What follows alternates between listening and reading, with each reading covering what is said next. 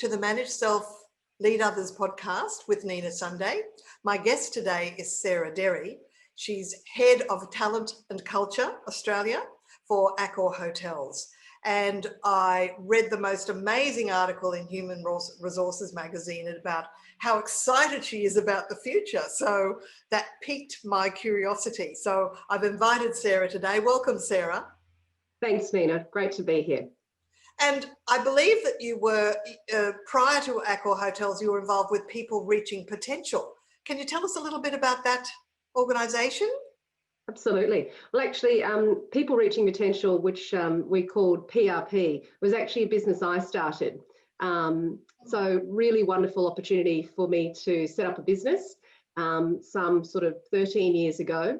And I had a young family at the time, had my first daughter, and I had a desire to sort of really connect with people. And my passion was really about finding that potential in individuals or organisations and helping them achieve their best. So from there, very humble beginnings. I was very fortunate to work with some great clients and went on and became an executive coach.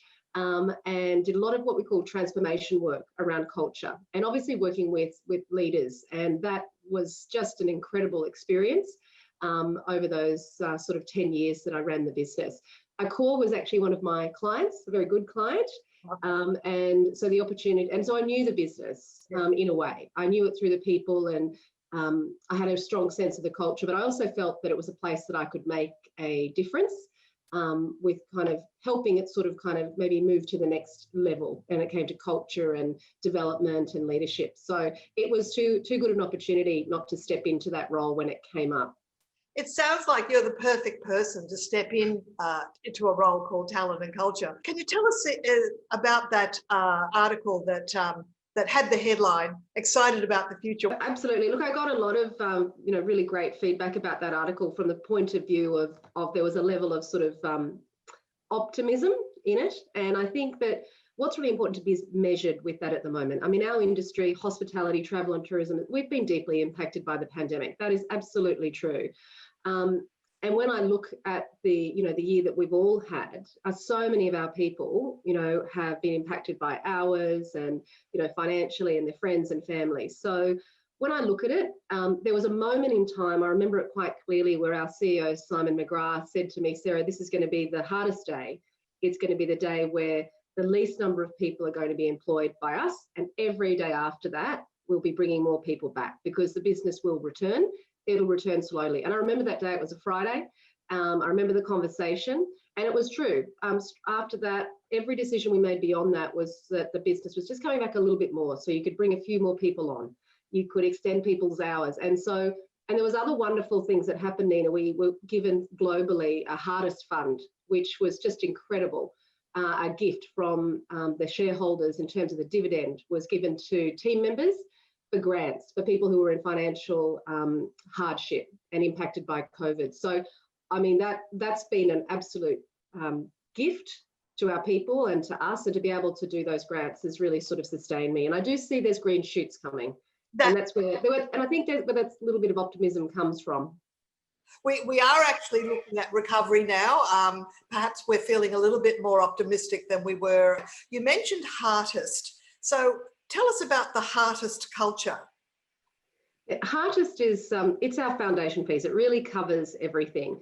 And essentially, there was a program called Peopleology some years ago that was developed by Accor in this part of the world. And Peopleology was about the art and the science of human connection. And that was successful in transforming the business into a much more sort of customer experience organisation, really obsessed about that in a way, I guess is a good way to describe it. When I came into the organisation, the Peopleology, the concept of that had been sort of taken up globally, and there was an interest globally in sort of having this culture permeate our business worldwide. But Peopleology was quite embedded here, and globally the word Peopleology didn't work. And we're in a different place in this part of the world in terms of the cultural journey. And so the name Heartist was born, and that was something that resonated globally with people. And it's really the matching of two words, heart and artist. And so you become a heartist. Oh, I didn't get that. I just saw yeah. And then ist. So yeah. heartist, I love that. synergy and synthesis of the two words. Now, Yeah. are you saying that Heartist came out of Australia and spread globally? Yeah, so it was born from Peopleology, spread globally, and then what happened was, we are part of a global company, and so we really had to decide we're going to stay with Peopleology or embrace Heartist, and we decided absolutely. We went to the teams and we decided Heartist was something that we felt very strongly about and our people could connect to, but we had to have a different Heartist here because we had. We'd been on this journey, the company had been on the journey for 5 years already, where the rest of the world was kind of starting out. So we sort of built our own version of Heartist based on sort of 4 key principles. And it's really about the heart and the art of human connection.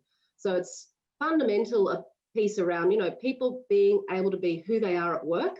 And when you can do that, people can have exponential growth and the sense of satisfaction, and that just flows across the organization. So that's what Heartist is really about. So it's all about authenticity, bringing your authentic self to work. It's about being empowered, because one of the things we teach in customer service is the idea that you shouldn't have to ask permission if you feel that you need to give some gift in kind because someone's been disadvantaged or inconvenienced. But perhaps Heartist goes even further than that. Yeah, there's 2 principles I think that really match it really well. And I think also what Heartist is about is deeply about inclusion and diversity, because one of the principles is every person has a story.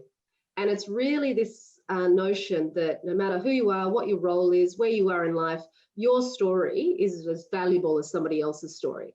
And you need to get to know that. And that's the job of what we do, is getting to know someone's story. What motivates them, what, maybe saddens them, what matters to them in that moment. And the other principle is that people hate to be wrong. So it's a principle of, that there's that adage of, old adage in customer services about the customer's always right. I think if you flip that, we say, people just hate to be wrong. I hate to be wrong.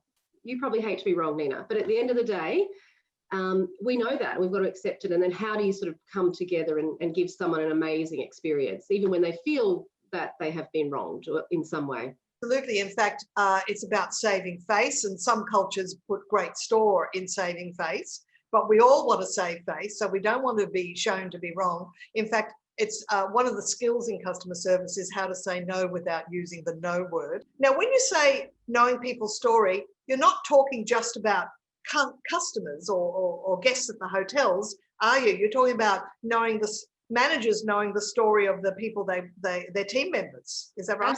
Absolutely. The hardest that we've developed is we have a beautiful book about the Heartist journey, and it's actually a 2-sided book. So one story is around the customer and the guest, and then if you flip the book, the other side is about the team member, and they meet in the middle, because that's sort of how we, it's sort of the actual physical representation of what happens in hotels and experiences.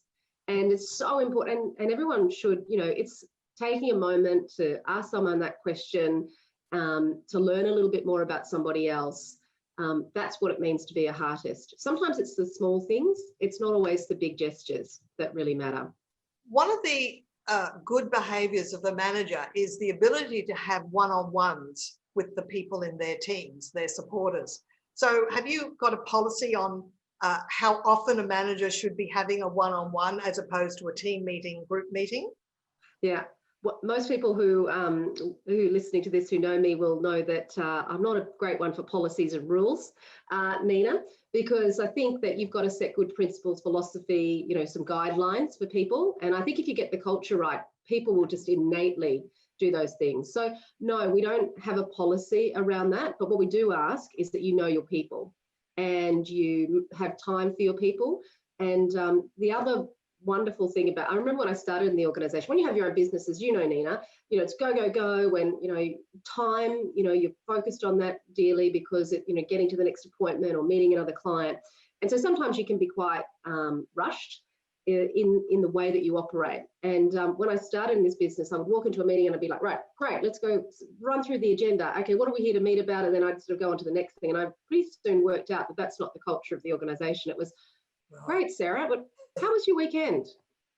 How are the girls? And I'd be like, okay. And so then, within a very short period of time, so it is that culture of taking time to get to know somebody. So we never start a meeting really without having an initial conversation about how you are, the family, those sorts of things. How do you find out when you are recruiting people that they're going to be a good culture fit? Because they have to be open to that sort of emotional bank account, investing time to get to know people. What if they're just go, go, go people? Yeah. Well, I'm a go, go, go person. Yeah, I'm a go, go, go person. So, but I think you can still take the time. And I think it's that mind shift around that actually it's about creating the connection that will make the next conversation easier. And it is that investment piece that you talk about. But in terms of recruiting, because the culture is so embedded in our organisation with our leaders, they lead the culture. It's not led from my office or the CEO's office. You know, we're responsible for it, but actually the leaders have to lead it in their business unit, in their hotel, in their department. So, I mean, they probably know more about Heartist than I do. Whenever we put a call out to the teams, like, let's, you know, kind of do this around Heartist. I don't put rules or guidelines around that because they always completely go beyond where I could have ever imagined. So that's how deeply embedded it is. So when they're recruiting with that mindset. They know the 4 principles. We recruit around that. We talk to people about the beginning. You know, simple things like when someone, you know, walks into a hotel and they're there for an interview or something like that, you know, the way that they smile and they interact with the reception person. Those things we look out for. Sometimes people think that they're minions and they don't have to be nice to them because they're only going to be nice to the person interviewing them. And what they forget is maybe the interviewer is going to ask exactly how did they greet you? What were they like? I know when I'm recruiting, I'll ask absolutely the phone, how were they on the phone? Absolutely. And I think that's so important. It's looking out for those things. And it's a non-negotiable culture as well. And so the very, very first thing someone who comes into our organisation does is the Heartist session. And nothing else. They don't walk around the building. They don't, you know, fill in. They start with that. And that sort of really sets the tone. And within that, people have an option. If this isn't the place for you, that's totally okay. And, you know, very, very occasionally, we do have some people who decide that after going through the Heartist session, maybe this isn't for them. And we're fine with that. We set that very, very clearly. So you make Heartist principles as part of the onboarding process. So people will then self-select and go, uh-oh, it's a bit too warm and fuzzy here. I think I'll move.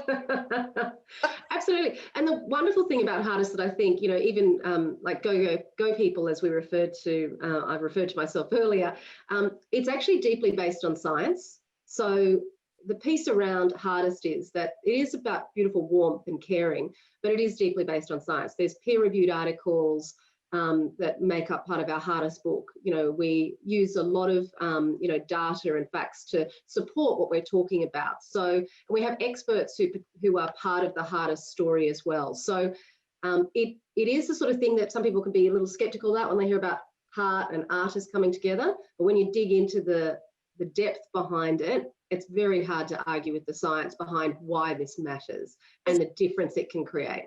Yeah, it's very interesting you talk about the evidence-based approach, because I've been reading some work by a Harvard professor, Amy Cuddy. Yes. About the warm personality. And the first article I read some years ago was about warm personalities are often perceived as not competent and cold personalities perceived as competent. And I went, oh, well, I'm a warm personality, so I guess I lose out there. So yeah. Are you familiar with Amy Cuddy's work? Yeah, we actually utilise some of her research as part of the Heartist book. So absolutely, I can resonate with that. And I think it does come down to that. That's that perception piece that, you know, that you should certainly need to get to know people beyond the surface. And people have so much depth, and that's what is so amazing about when you connect with someone on a deeper level, what you get to know. And actually, to be honest, it's a gift, I think, getting to know people. Absolutely, and I love your concept of everyone has a story. An author in the UK, Theodore Zelda from memory, who wrote a book on the art of conversation, and he used to hold conversational dinners where the goal was everybody has a story, and you had to actually progress around the table to find out people's stories. Terrific approach to life, and that's something that that you're actually now building into the culture. That's marvelous. Absolutely, because it's the moment. So when you stay in a hotel or when you have a travel experience, it is about the physical surroundings, but more importantly, it's about the moments that you're having and the memories you're creating. And so the only way we can really deliver to that is really by getting to know people well. And to do that, you have to kind of be that real deal. You've also got to know that people crave belonging. And I think that that's part of the Heartist culture as well. People want to be part of something. They want that shared experience. But what we're trying to do is the more that we can get to know our customers or our team members, the more that we can tailor the experiences. And that's why they keep coming back. And that's why our team members hopefully stay. That's right. People at the front desk, are they encouraged to ask questions of the people that they're checking in, so that it's not just a ho-hum, this is my job, but they're sort of adding a little bit of their own personality and humanity to the process? Absolutely. Yes, absolutely. And I think that's really important. That's why one of the principles is that, about being the real deal, as we call it. It's about that genuine self that you're bringing. You have to kind of show yourself to other people for them to be able to be open to you. But the most important thing, say, if you're in reception or concierge, in those frontline roles and food and beverage, is kind of not necessarily making snap judgments about people, but you do have to be kind of an observationist. You have to sort of know the person seems like they're in a hurry. They may just want to quickly get to their room. It's giving people the options. I know sometimes when I'm staying with my family, for example, in our wonderful hotels, I've got much more time for conversation and the kids and talking and my husband and so on. And other times I might actually be entering and I might have my AirPods in, finishing a conference call, and the team are wonderful and they know, hand over the key, get me to my room quickly so I could finish that conference call, and then I can, pop back later. And I think it's not just me, but that's what guests want. They want us to take notice of where they're at in that moment, what's important to them in that moment. So I actually think it's such a critical job to be able to pick the moments with people and what they actually want. Because if you're in a hurry, you don't want a 20-minute conversation to be asked about how many newspapers you want. Absolutely. And in fact, I know that whenever I make a phone call, I often ask the question, is this a bad time to call? Because yes. That way you're being responsive to people, especially if you hear that, they've answered it in a very impatient sort of way. So that's all part of emotional intelligence, isn't it? Absolutely. And I think that's so important. I mean, our business is people, in terms of people who are coming through our hotels, whether it's to have a business meeting, to have a wedding, celebrate a christening, a birthday, whatever it might be. And then behind the scenes of what the guest sees, all of that is happening for our people as well. So it's so important. Now, I do the same thing, Nina, actually. The first thing I do when I ring people on their mobile phone, or the officers say, is this a good time to talk? I think it's just respectful, and it's acknowledging that, their time is valuable as well. Earlier you said that there were 4 key principles, and I'm wondering if I could ask you what they are, please. Yeah. So the first one is around the real deal. So it's that genuine self. People craving belonging. So the idea that we want to be part of something. Every person has a story, and obviously, people hate to be wrong is the 4th. One of the wonderful things we did when we moved from peopleology to Heartist was there were 7 principles of peopleology. And it's a funny thing, when we went out and re-looked at the content, and it's completely a different program, but 4 of the principles have remained, but we've reinvented them and we've gone deeper. What actually I felt was really important when I got the feedback, and we did a co-design methodology around developing Heartist with some external consultants and experts. Our team were involved.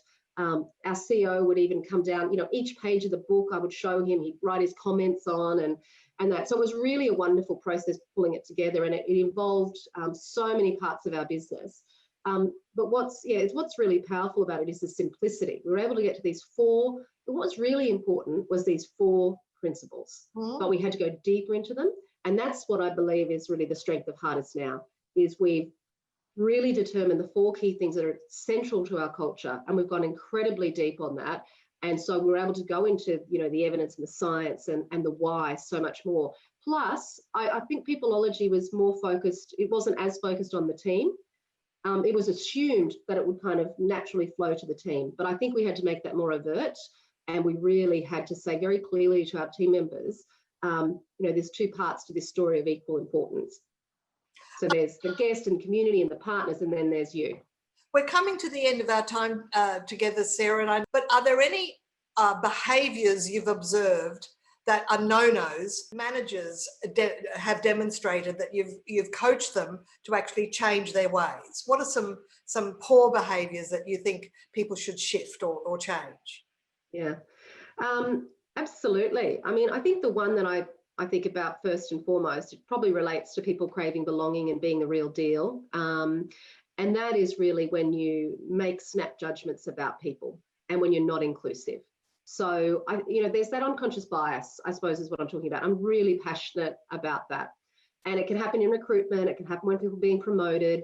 It can happen just in the day-to-day. And they're the behaviours that, really have a zero tolerance for, where it is either conscious or unconscious bias. And that can be because of that person's experiences. They may not realise that they're doing it, but I think it's our job to shine the light on that, because we truly believe that every person has a story, that third principle, then there's no place for that in the organisation. And that's some of the hardest conversations, but the most important conversations. Have you got a favourite template when you are, as a manager, giving feedback one-on-one to someone? Yeah, I mean, I'm very similar to that. So it's sort of, stating what, you've observed, talking about what the impact and how that made someone feel or what the experience was, telling them, but very clearly saying, here's what I'd like to see. Yeah. And then offering, what support or development can I use? So I'm quite clear. And I think that's really important, because for people to be able to improve and learn, myself included, we need to be given very clearly the parameters around where we have an opportunity to grow. And I think talking round and round something, people lose sight of that. So I keep it short, caring. I keep it central in my mind that this is about someone's growth and development. And to be quite frank, I will no doubt learn something myself through that process, and even be reminded that for myself, this is as important, because nobody's perfect. We all slip up from time to time. And it's sort of every time that happens, it's a mirror for ourselves as well. So I think that's important.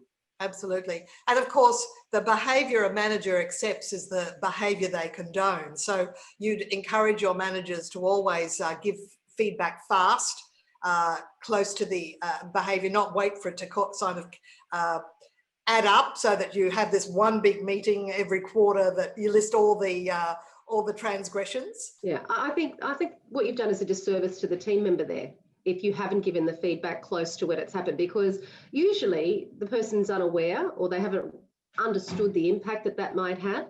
And so actually letting them know then means that they can correct it quickly. And so really there's almost, if you do it well and you do it at the right time, then often you don't have to give that feedback again. So, that's what's really important about the feedback piece, I think. And I think, when you're going to have a very clear culture with very clear guidelines, that's an absolute must. And look, I'm a senior leader in the organisation, obviously, female as well. And I think it's really important that, I know that whenever I'm speaking for, all our team members, and also representing, women as well. And those sorts of elements are really important to consider. So you've got to have a strong voice. And as you said, I mean, any standard that you walk past is the standard that you're accepting. So it's really important. And I love the way our team will reach directly out to our CEO and give feedback, or myself and give feedback. That happens quite regularly. We don't have a Ask Sarah or Ask Simon inbox. They just know that they can do that. And so, and sometimes we don't get it right. And I think, okay, we just learned something through that ourselves. How do we get better? I think that's what I love about the company. It's that evolution piece. It's always possible to do more and to be more, is what we like to talk about. Well, Sarah, it's totally inspiring speaking with you. In fact, I think many managers could probably take a leaf out of your book. So thanks for sharing your hardest principles today. And sounds like you've got an amazing culture there at Accor. So thousands of properties around the world. What are some of the brands of Accor? Yep, absolutely. Oh, we have some wonderful brands. We've got Sofitel, Raffles, Pullman, Mercure, Peppers, Mantra, Break Free, Ibis, Fairmont. There's quite a large number, and some new ones coming into Australia. We just announced last week the Mondrian brand coming into Australia on the Gold Coast. We've got our first Move and Pick opening in Hobart this year. We've got wonderful sews coming to Australia. We've already got them in New Zealand. So yeah, we're very lucky to have a large number of brands. And I think that's what's wonderful about Accor too. It's got such great reach. And no matter what you're experiencing, there's a place and somewhere you can stay in Accor for you and for the moment that you're having. Thanks so much for your time today, Sarah, and really appreciate your contribution. Thanks, Nina. Thanks.